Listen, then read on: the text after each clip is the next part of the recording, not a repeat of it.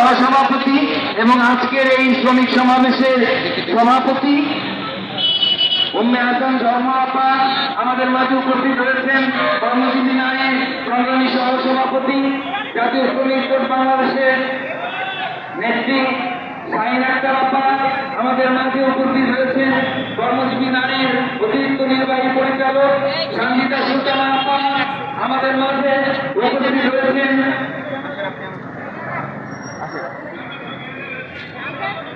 কর্মজীবী নারীর বিভিন্ন এলাকা থেকে আগত শত শত নারী ও পুরুষ শ্রমিক সঙ্গীতা সুলতানা আপাকে